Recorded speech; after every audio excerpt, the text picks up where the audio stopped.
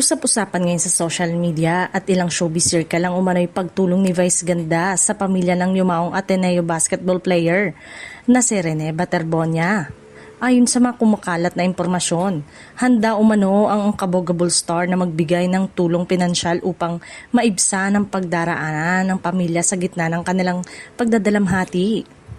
Ayon sa isang kaibigan ni Vice Ganda na alumni rin ng Ateneo de Manila University, agad umanong nagpahayag ng malasakit ang TV host comedian nang mabalitaan niya ang sinapit ni Rene.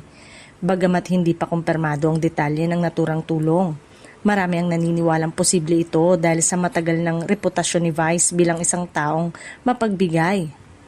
Sa kabila ng pagiging isa sa pinakamalaking pangalan sa industriya ng entertainment, kilala si Vice Ganda sa kanyang mga tahimik na pagtulong sa mga nangangailangan. Maraming ang kwento ang lumabas noon tungkol sa kanyang pagbibigay ng suporta sa mga individual at pamilyang dumaraan sa matitinding pagsubok. Dahil dito, maraming netizen ang nagpahayag ng paghanga sa kanya at sinabing hindi na sila nagtataka kung totoo man ang balitang ito. Para sa kanila, isa lamang ito sa maraming pagkakataon kung saan ipinapakita ni Vice Ganda ang kanyang malasakit sa kapwa nang hindi kinakailangang ipagsigawan sa publiko. Samantala, patuloy ang pagbuhos ng pakikiramay para sa pamilya Baterbonia mula sa mga kaibigan, kaklase, atleta at mga taga-suporta.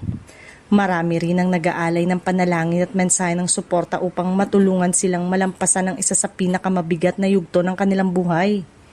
Sa ngayon, wala pang opisyal na pahayag mula kay Vice Ganda kaugnay ng usapin.